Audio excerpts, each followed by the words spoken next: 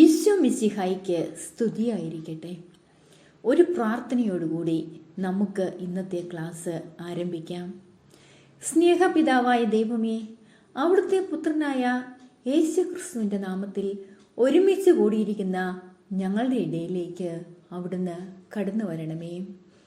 ശാന്തിയുടെയും സമാധാനത്തിൻ്റെയും സന്തോഷത്തിൻ്റെയും സന്ദേശവുമായി ലോകത്തിലേക്ക് കടന്നു വന്ന ഉണ്ണിയേശുവിൻ്റെ ശാന്തിയും സമാധാനവും സന്തോഷവും ഞങ്ങളുടെ ഹൃദയങ്ങളിലും നിറയ്ക്കണമേ. പരിശുദ്ധ അമ്മേ, മാതാവേ, ഞങ്ങൾക്ക് വേണ്ടി അങ്ങയുടെ തിരുക്കുമാരനോട് നിരന്തരം പ്രാർത്ഥിച്ചു കൊള്ളണമേ. നിത്യം പിതാവും പുത്രനും പരിശുദ്ധാത്മാവുമായ സർവേശ്വര എന്നേക്കും ആമേൻ. പ്രിയ കുട്ടികളെ, കഴിഞ്ഞ ക്ലാസ്സിൽ പഠിച്ച കാര്യങ്ങളെല്ലാം നിങ്ങൾ ഓർമ്മിക്കുന്നുണ്ടോ? അന്യന്റെ വസ്തുക്കൾ ആഗ്രഹിക്കരുത് എന്ന 10ാം പ്രമാണത്തെക്കുറിച്ചാണ് കഴിഞ്ഞ ക്ലാസ്സിൽ നാം പഠിച്ചത്. സ്വത്ത് സമ്പാദനം ഒരു മൗലിക അവകാശമാണെന്നും സ്വത്ത് സമ്പാദനം തിന്മയാകുന്നത് എപ്പോഴാണെന്നും നാം കാണുകയുണ്ടായി. ഇന്ന് നാം പഠിക്കുന്നത് 12ാം പാഠമാണ്. നമ്മുടെ പാഠത്തിൻ്റെ പേര് ശ്രേഷ്ഠമായ കൽപ്പന. കുറച്ച് വാക്കുകൾ ഞാൻ നിങ്ങളോട് ഇപ്പോൾ പറയുകയാണ്. നിങ്ങൾ നന്നായിട്ടത് ശ്രദ്ധിച്ച് കേൾക്കണം. നന്മ, സ്നേഹം, അനുസരണം, നീതി, ക്ഷമ, അച്ചടക്കം, തിന്മ, ദേഷ്യം, വെറുപ്പ്, അഹങ്കാരം, വിരോധം, അലസത. എല്ലാവരും കേട്ടല്ലോ അല്ലേ? ഇതിൽ ഏറ്റവും നല്ല കാര്യത്തെ നിങ്ങളൊന്ന് തിരഞ്ഞെടുത്തേ. ഈ പറഞ്ഞതിൽ ഏറ്റവും നല്ല ഒരു കാര്യത്തെ നിങ്ങളൊന്ന് തിരഞ്ഞെടുത്തേ. എല്ലാവരും തിരഞ്ഞെടുത്തോ? ഏറ്റവും നല്ല കാര്യം ഏതാണ്? സ്നേഹമാണ് ഈ പറഞ്ഞതിൽ ഏറ്റവും നല്ല കാര്യം. മറ്റ് നന്മകളെല്ലാം ഉണ്ടാകുന്നത് സ്നേഹം ഉള്ളപ്പോഴാണ്.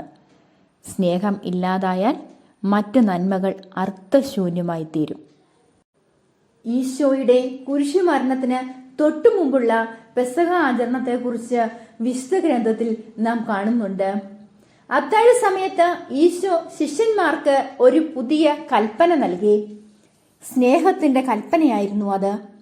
പരസ്യജീവിതകാലത്ത് ഈശോ പഠിപ്പിച്ച എല്ലാ കാര്യങ്ങളുടെയും ആകെ തുകയാണ് സ്നേഹത്തിന്റെ പ്രമാണം.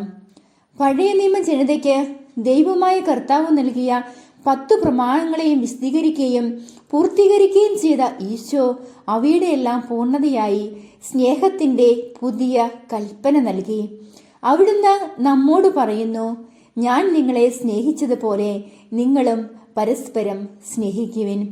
പ്രിയ കുട്ടികളെ, നിങ്ങളുടെ വാക്കുകളിലും ചിന്തകളിലും പ്രവൃത്തികളിലും എപ്പോഴും ദൈവസ്നേഹവും സഹോദര സ്നേഹവും നിറഞ്ഞു നിൽക്കുവാൻ ശ്രദ്ധിക്കുവിൻ. കൽപ്പനകളുടെ അന്തസ്സത്ത. സ്നേഹമാണ് കൽപ്പനകളുടെ കാതൽ.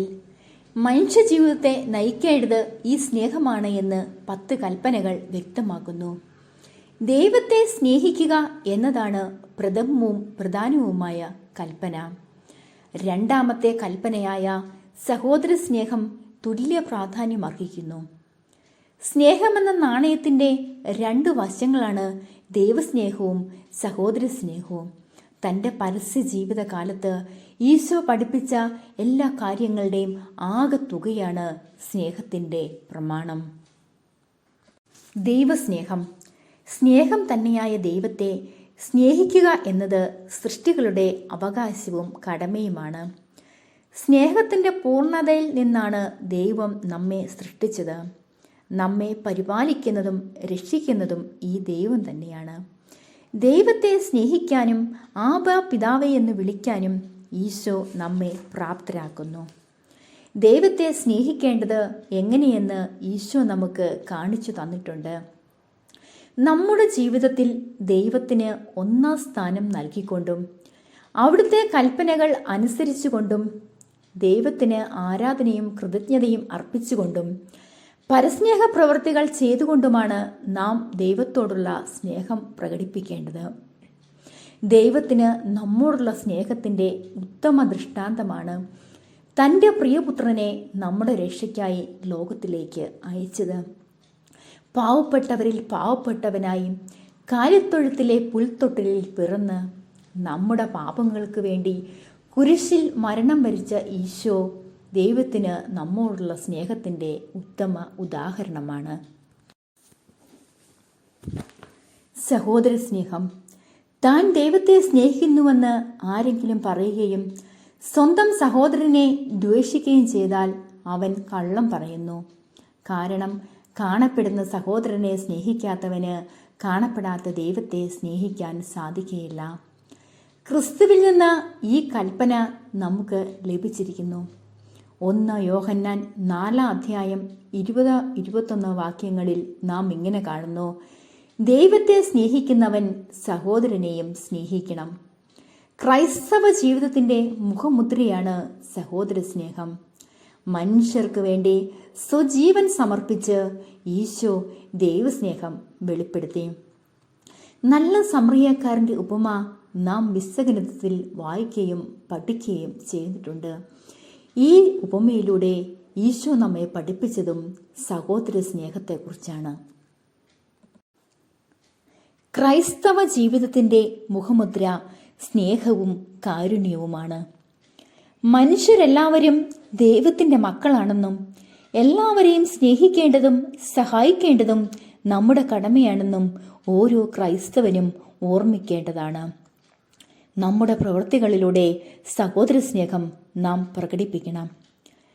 കാരുണ്യ പ്രവൃത്തികൾ 14 നിങ്ങൾ പഠിച്ചിട്ടില്ലേ? കാരുണ്യ പ്രവൃത്തികൾക്ക് അഥവാ പരസ്നേഹ പ്രവൃത്തികൾക്ക് ക്രിസ്തു ശിഷ്യന്റെ ജീവിതത്തിൽ വലിയ സ്ഥാനമുണ്ട്. അന്ത്യവിധി ദിവസത്തിൽ കർത്താവ് നമ്മെ വിധിക്കുന്നതും നമ്മുടെ സഹോദര സ്നേഹത്തിൻ്റെ അടിസ്ഥാനത്തിലാണ്. അതിനാൽ ചെറുപ്പം മുതൽ നാം പരസ്നേഹം അഭ്യസിക്കണം. നമ്മുടെ കുടുംബങ്ങളിലാണ് നാം ഇത് ആരംഭിക്കേണ്ടത്. മാതാപിതാക്കളെയും സഹോദരങ്ങളെയും സ്നേഹിച്ചുകൊണ്ട് സ്നേഹത്തിൻ്റെ ബാലപാഠങ്ങൾ നാം ഹൃദിസ്ഥമാക്കണം. നമ്മുടെ വിദ്യാലയങ്ങളിലും സുഹൃത്തുക്കളുടെ ഇടയിലും മറ്റു ജീവിത സാഹചര്യങ്ങളിലും സ്നേഹത്തിൻ്റെ മാതൃക നൽകുന്നവരായിരിക്കണം നമ്മൾ. നമുക്ക് പ്രാർത്ഥിക്കാം. പരസ്നേഹത്തിൻ്റെ ഉത്തമ മാതൃക നൽകിയ ഈശോയെ, അങ്ങ് ഞങ്ങളെ സ്നേഹിച്ചതുപോലെ പരസ്പരം സ്നേഹിക്കുവാൻ ഞങ്ങളെ സഹായിക്കണമേ.